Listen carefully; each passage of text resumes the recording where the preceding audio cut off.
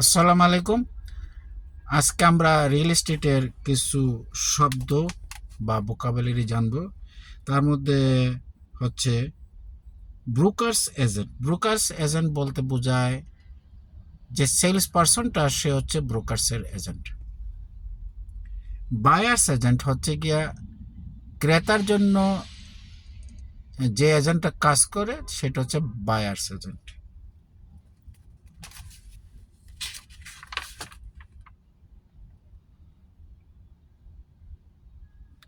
এস্টুপেল।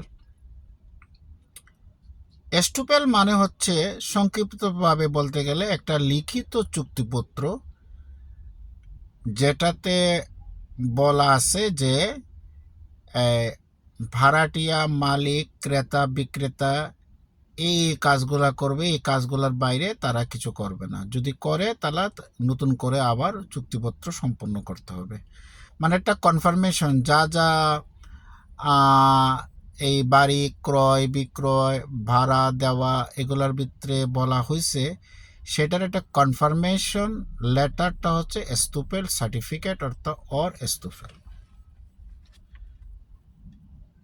আরেকটা হচ্ছে exclusive agency listing অথবা এক্সক্লুসিভ রাইট টু সেল।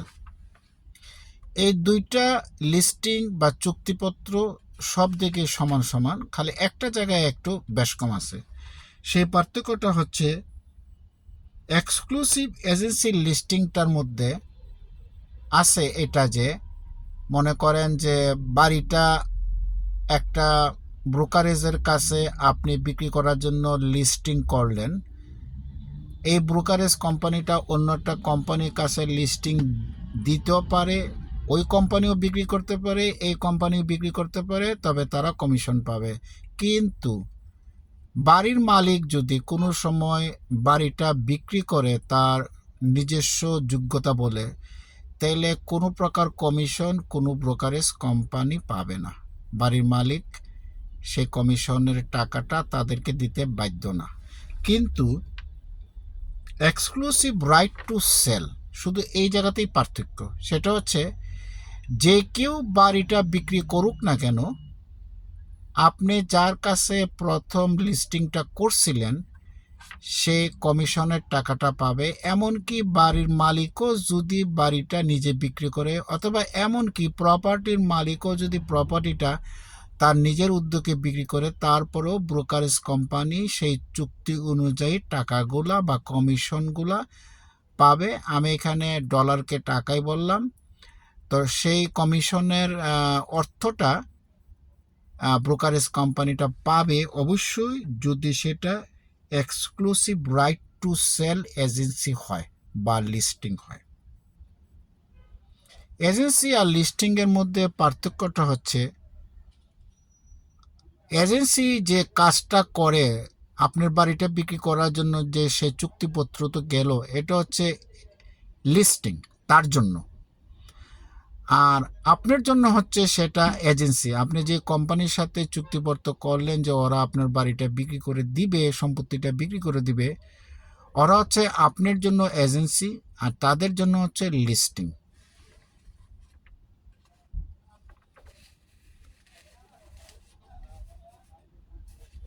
আরেকটা হচ্ছে ইমপ্লয়েড এজেন্সি।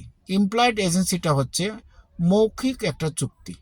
এটা চুক্তিপত্র না, কোনো পেপারসের মাধ্যমে সাইন করা না। যেমন ধরেন আপনার সাথে একজনের দেখা হলো, আপনি বললেন যে হ্যাঁ আমার সম্পত্তিটা বিক্রি করব বা বাড়িটা বিক্রি করব, তুমি কি কিনবা? এখন আপনিও রাজি হইলেন যে হ্যাঁ ঠিক আছে তোমার জন্য আমি বাড়িটা রাখবো, সেও রাজি হইলো যে আমি আপনার এই বাড়িটা কিনবো। এটা মৌখিকভাবে হয়েছে, কিন্তু চুক্তিপত্র হয় নাই লিখিতভাবে। এটার নাম হচ্ছে ইমপ্লয়েড এজেন্সি। কিন্তু রিয়েল এস্টেট জগতে কোনো ব্যাপারে যদি লিখিত চুক্তিপত্র না থাকে তবে সেইটার বিরুদ্ধে আইনত কোনো অভিযোগ আনা যায় না। এই কথাটা খুব ভালো করে খেয়াল রাখতে হবে। তো সুতরাং যা যা কিছু হবে সব কিছুতেই লিখিত চুক্তিপত্রটা থাকাটা অবশ্যই ভালো। সেলার্স এজেন্ট বলতে এটা একটা সহজ ব্যাপার।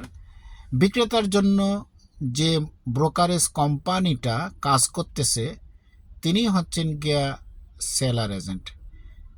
আচ্ছা, আপনাদের কাছে আরেকটা কথা বলে রাখি, একই শব্দ অনেকগুলা ভিডিওতে আপনারা দেখতে পাবেন, অথবা একই ব্যাপারটা অনেকগুলা ভিডিওতে সেম টু সেম দেখতে পাবেন। এটা কারণ হচ্ছে গিয়া, আমি যখন একটা শব্দ আনি বা একটা ওই ব্যাপারে লাইনটা আনি বা কোনো একটা প্রশ্ন আনি, তখন একের পর এক যখন আসতে থাকে তখন ওই আগের ভিডিওগুলোর কথাও এখানে ঢুকে যায় অটোমেটিকলি।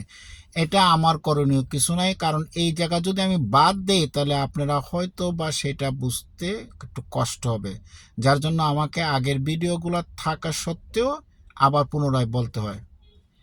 এটা অনেকটা ওই আপনার সিঙ্ক্রোনাইজেশনের মতন আর কি। সিঙ্গেল এজেন্ট বলতে এটা বোঝায় যে কোনো একটা ব্রোকারেজ কোম্পানি বিক্রেতার জন্য অথবা ক্রেতার জন্য একজন পার্সনের জন্য লিস্টিং হিসাবে কাজ করতেছে, এটা হলো সিঙ্গেল এজেন্ট। ভিকারিয়াস লায়াবিলিটি আমি আগের একটা ভিডিওতে বলছিলাম, ভিকারিয়াস লায়াবিলিটিটা হচ্ছে এমন একটা জিনিস, মনে করেন যে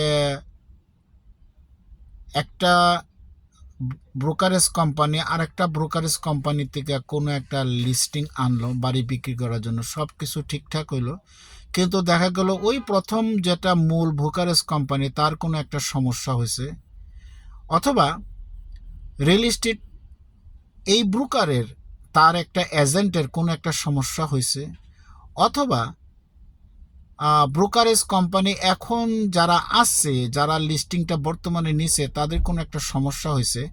এই সমস্যাগুলোর কোনো একটা সমস্যার কারণে এই বাড়ি বিক্রিটা একটা সমস্যার মধ্যে পড়লো। এটার নাম হলো ভিকারিয়াস লায়াবিলিটি, মানে হচ্ছে ব্যাপক ভিত্তিক দায় দায়িত্ব। তো আজকে এই ছিল, থ্যাঙ্কস।